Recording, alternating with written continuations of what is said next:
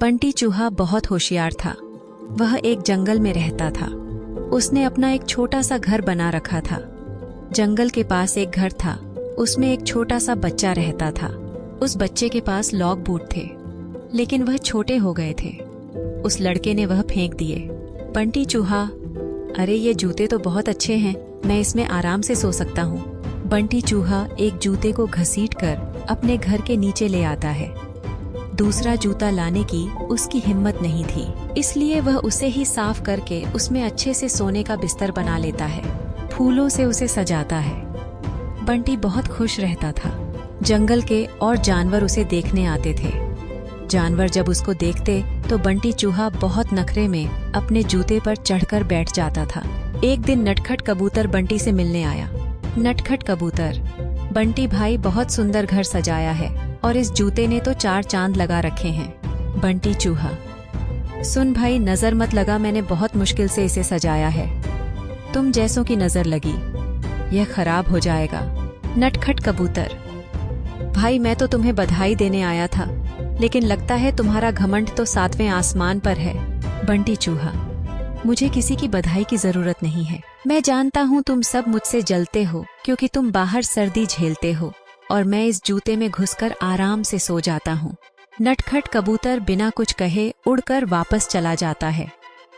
अब बंटी चूहा सारे दिन घूमकर खाना खाता और रात को अपने जूते में आकर सो जाता था। धीरे धीरे जंगल के सभी जानवरों से उसने बात करना बंद कर दिया था। अब उसका कोई दोस्त नहीं था। धीरे धीरे समय बीतने लगा। एक दिन रात के समय जंगल में तेज बारिश होने लगी। इस सब से बेखबर बंटी चूहा अपने जूते में आराम से सो रहा था। उसे बाहर के मौसम का पता नहीं लगा। बारिश का पानी बढ़ने लगा। जूते के तले में एक सुराख था, जिससे पानी जूते में भरने लगा। कुछ ही देर में बहुत सारा पानी जूते में भर गया। तभी बंटी चूहे की नींद खुली, लेकिन तब तक बहुत देर हो चुकी थी। पानी बढ़ता ही जा रहा था। उसे लगा कि वह अब मर जाएगा। बंटी चूहा जोर जोर से चिल्लाने लगा, लेकिन बारिश की आवाज में किसी ने उसकी आवाज नहीं सुनी। बंटी चूहे को अपनी मौत साफ नजर आ रही थी। वह जोर जोर से उछलने लगा। उछलते उछलते वह जूते से बाहर निकलना चाह रहा था, लेकिन जूता इतना लंबा था कि वह बाहर निकल ही नहीं पा रहा था। इधर दूर एक घोंसले में नटखट कबूतर अपने बच्चों के साथ बैठा था। नटखट कबूतर, बच्चों, लगता है किसी के चिल्लाने की आवाज आ रही है, कोई मुसीबत में है। उसने बाहर निकल के देखा कि आवाज उस जूते में से आ रही थी। वह तुरंत समझ गया कि बंटी चूहा जूते में फंस गया है। नटखट कबूतर बिना देर किए किसी तरह उड़कर वहां पहुंच गया। वह जूते के ऊपर बैठ गया। उसने देखा बंटी चूहा डूब रहा है। बंटी चूहा, कबूतर भाई मुझे बचा लो, नहीं तो मैं मर जाऊंगा। नटखट कबूतर, क्यों, तुम्हें तो इस जूते के सिवा किसी की जरूरत नहीं थी। बंटी चूहा, भैया बचा लो, मैं घमंड में आ गया था।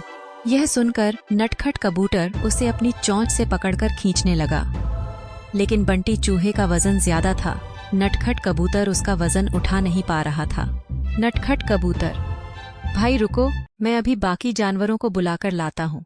नटखट कबूतर जंगल में जाता है, लेकिन सभी जानवर बंटी चूहे की मदद के लिए मना कर देते हैं। तभी रास्ते में उसे कालू कौवा मिलता है। वह उसके साथ आ जाता है। दोनों मिलकर बंटी चूहे की एक एक टांग चोंच में दबाकर उड़ जाते हैं और उसे ऊपर बने घर में रख देते हैं। बंटी चूहा अपने किए पर बहुत पछताता है।